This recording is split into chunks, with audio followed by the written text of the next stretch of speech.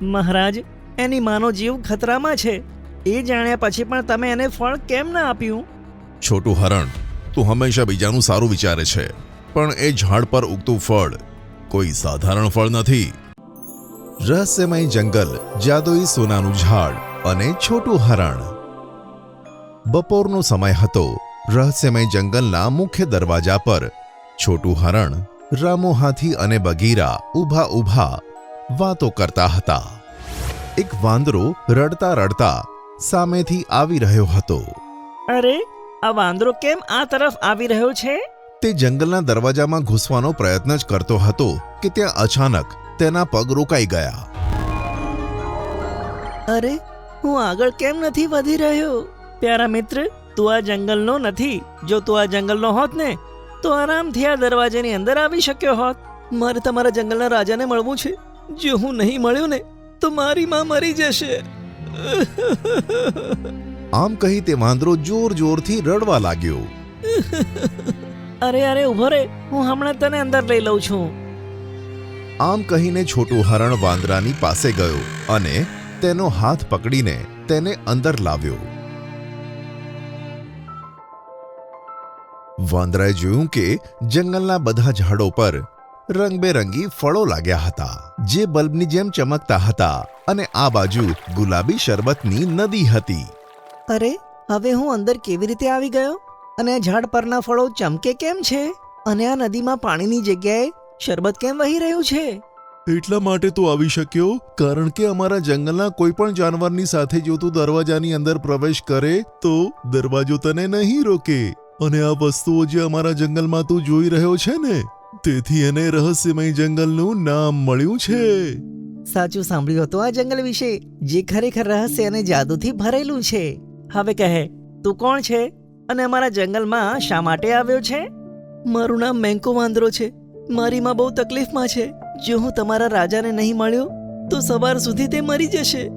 આ સાંભળી છોટું હરણને તેની ઉપર ખૂબ દયા આવી અને તેઓ મિંકુ વાંદરાને સાથે લઈ રાજા શેરખાનના મહેલમાં પહોંચ્યા. મહારાજની જય હો. અરે છોટું હરણ, કેમ છે તું?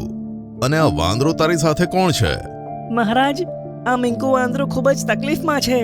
તમને મળવું હતું એટલે લઈ આવ્યો. બોલ, શું સમસ્યા છે તારી? મહારાજ, મારી માં છેલ્લા 2 અઠવાડિયાથી બીમાર છે. તે આંધળા થઈ ગયા છે અને દિવસે ને દિવસે શરીર નબળું પડી રહ્યું છે. જો તમે મને સોનાના ઝાડ પર ઉગવાવાળું ફળ આપો ને તો એને ખાઈને મારી માં એકદમ ઠીક થઈ જશે. ના, એ ફળ અમે એમ જ કોઈને નથી આપતા. એને હમણાં જ મહેલની બહાર નીકાળી દો. આ સાંભળી બધાને આશ્ચર્ય થયું. ગેંડા સિપાહીએ વાંદરાને જંગલની બહાર નીકાળી દીધો અને છોટું હરણે શેરખાનને પ્રશ્ન પૂછ્યો. મહારાજ, એની માનો જીવ ખતરામાં છે. એ જાણ્યા પછી પણ તમે એને ફળ કેમ ના આપ્યું? છોટું હરણ, તું હંમેશા બીજાનું સારું વિચારે છે, પણ એ ઝાડ પર ઉગતું ફળ કોઈ સાધારણ ફળ નથી. મારી સાથે આવ. શેરખાન છોટું હરણને પોતાના મહેલના બાગમાં લઈ ગયો. ત્યાં એક સોનાનું ઝાડ ઉગ્યું હતું, જેમાં ફક્ત એક આસમાની ચળકતું ફળ ઉગ્યું હતું. આ જે ફળ ઉગ્યું છે ને, 5 વર્ષમાં એકવાર ઉગે છે. જો કોઈ બીમાર વ્યક્તિ એને ખાઈ લે તો એની ગમે તે બીમારી ઠીક થઈ જાય છે, પણ કોઈ સહી સલામત એને પૂરેપૂરું ખાઈ લે તો એમાં ઘણી બધી શક્તિઓ આવી જશે અને તાકાત પણ વધી જશે, જેનો એ ખોટો ફાયદો ઉપાડી શકે. એટલે જ અમે કોઈને પણ આ ફળ નથી આપતા. તો શેરખાન, તમે આ ફળ પેલા વાંદરાને કેમ ના આપ્યું? એ તો એની બીમાર માં માટે માંગતો હતો. હું એમ જ કોઈની ઉપર ભરોસો નથી કરતો. જો ખરેખર એની માં હોત ને તો એની માં સાથે અહીં આવ્યો હોત. આ સાંભળી છોટું હરણ મહેલની બહાર આવ્યું તો એને મિંકુ વાંદરો રડતા જોવા મળ્યો. મારી માં મારી આંખોની સામે મરી જશે. આ હું કેવી રીતે જોઈ શકીશ? તું રડ નહીં દોસ્ત. ગમે તે કરીને તું તારી માને લઈ આવ. હું તને તે ફળ અપાવી દઈશ. મિત્ર, હું આજે જ તેને લાવું છું. તારો ખૂબ ખૂબ આભાર. અને તે ત્યાંથી જતો રહ્યો. સવાર થતા શેરખાનના મહેલમાં આ બધા ત્યાં પહોંચી ગયા અને તેમની સાથે મિંકુ વાંદરાની આંધળી માં પણ હતી. મહારાજ જુઓ, આ છે મારી માં, જેને નથી દેખાતું કે નથી તે સ્વસ્થ થઈ શકતી. હવે તો હું મરવાની છું. મારું મોત જલ્દી આવે તો મારી બધી મુશ્કેલીઓમાંથી છૂટી જાઉં. આમ કહીને તેની માં જમીન પર પડી ગઈ અને ઊંડા ઊંડા શ્વાસો ભરવા લાગી.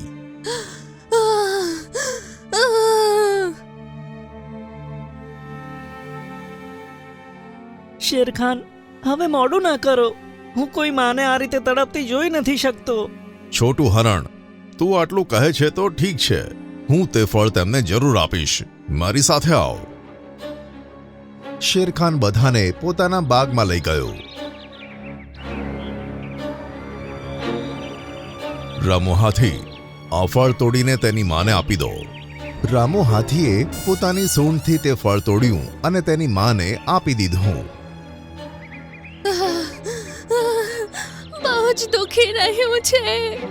તમે એને ખાઈ લો, તમે એકદમ ઠીક થઈ જશો. આ સાંભળી તેની માના મોઢા પર કપટી હાસ્ય આવી ગયું.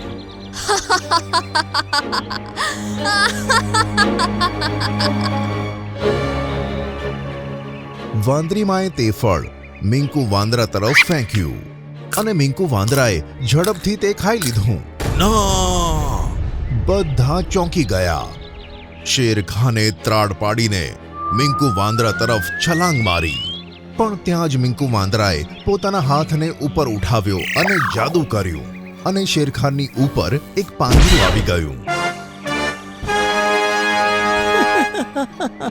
આખરે તમે મારી ચાલમાં આવી જ ગયા. આમાં શક્તિઓ આવી ગઈ છે. જો આપણે રોકાઈશું તો આપણને પણ બંદી બનાવશે. આમ કહી ત્રણેય મહેલના પાછળના દરવાજેથી ભાગી ગયા. મિંકુ વાંદરો રાજાના વેશમાં દરબારે પહોંચ્યો. મિંકુ વાંદરા, તારા માથા પર આ શેરખાનનો તાજ શું કરે છે? શેરખાન ક્યાં છે? તમને શેરખાનને મળવું છે? તો આલો. આટલું કહેતા જ શેરખાન પાંજરા સાથે બધાની સામે આવ્યો.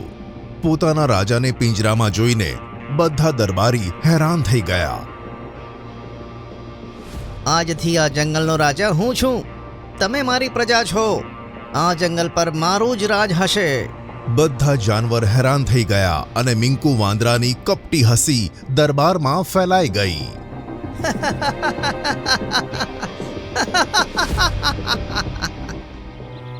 આ બાજુ છોટું હરણ પોતાના મિત્રોની સાથે પોતાને કોસી રહ્યો હતો.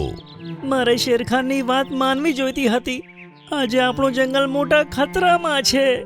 મિંકુ વાંદરા પાસે તાકાત છે, પણ ગમે તે રીતે આપણે તેને હરાવીને શેરખાન અને જંગલને આઝાદ કરવું પડશે. હું કંઈક એવું કરું કે નિમીના બધા દાણા મારા માળામાં લાવી દઉં. પછી મારે મહેનત કરવાની બિલકુલ પણ જરૂર નહીં પડે.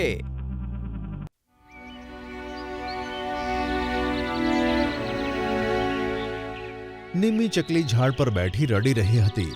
ત્યાં જ ચિંકુ પોપટ આવ્યો. નિમ્મી બહેન, શું થયું? તમે કેમ રડી રહ્યા છો? શું કહું ભાઈ, મારા બંને બચ્ચાઓ બીમાર છે. અરે, બચ્ચા બીમાર છે તો તું તેનો ઈલાજ કેમ નથી કરાવી રહી? આમ તો બાળકો વધુ બીમાર પડી જશે. ભાઈ, હું તો ઈલાજ કરાવવા માંગુ છું, પણ તને તો ખબર છે, ઉલ્લુ વૈદ્યને ત્યાં અગર કોઈનો પણ ઈલાજ થાય છે તો એને બદલામાં દાડમના દાણા આપવા પડે છે. એના વગર કોઈનો ઈલાજ નથી કરતો. અરે, તું તેની પાસે તો જા. તું તેની સાથે વાત કેમ નથી કરતી? ભાઈ, તમારી વાતથી મને થોડી હિંમત તો મળી છે. હું હવે ઉલ્લુ વૈદ્ય પાસે જાઉં છું અને એને મદદ કરવા માટે કહું છું. નિમ્મી રડતી રડતી ઘુવડ વૈદ્ય પાસે જાય છે. શું થયું નિમ્મી? કેમ રડી રહી છે? મારા બચ્ચા બહુ જ બીમાર છે. બીમાર છે તો ઈલાજ કરાવી લે. ઈલાજ કરવા માટે જ તો હું અહીંયા બેઠો છું. પરંતુ મારી પાસે આપવા માટે દાડમના દાણા નથી અને એના વગર તમે ઈલાજ કરશો નહીં. હા, હું દાણા વગર ઈલાજ નહીં કરું. હું દવા માટે આટલો દૂર સુધી ઉડું છું. મારી મહેનતનું ફળ તો મને મળવું જોઈએ ને. હું એના બદલામાં તમારા ઘરના બધા કામ કરી દઈશ. બસ તમે મારા બચ્ચાઓને દવાઓ આપી દેજો. સારું, કઈ વાંધો નહીં. હું તારા બચ્ચાઓનો ઈલાજ કરીશ. ચાલ મારા ઘરમાં કચરો વાળી દે. નિમ્મી સાફ સફાઈમાં લાગી જાય છે.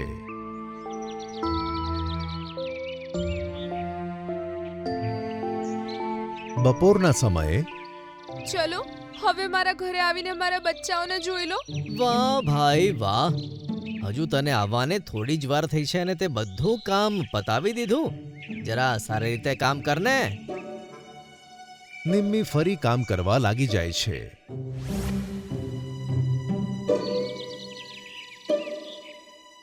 સાંજના સમયે હવે તો મારા બચ્ચાઓને જોઈ લો. કાલે પાછી કામ પર આવી જજે.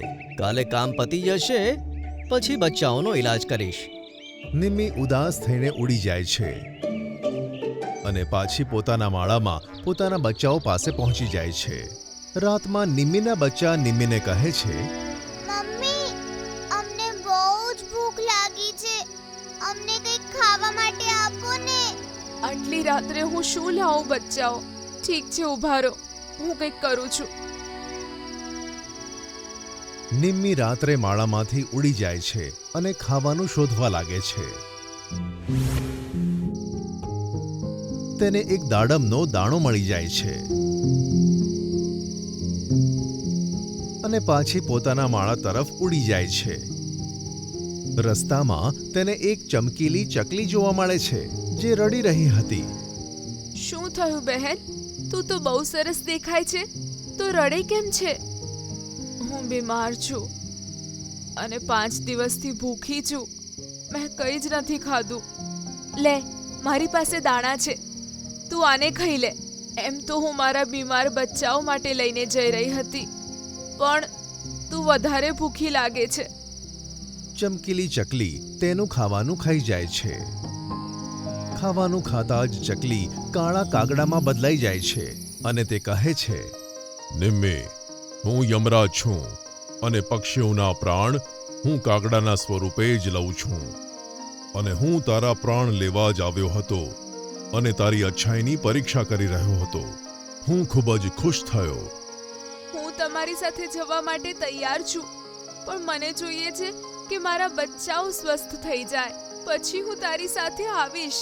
સારું, તો ઈલાજ કરાય તારા બચ્ચાઓનો. આ લે, આ ટોપલીમાં દાડમ ભર્યા છે.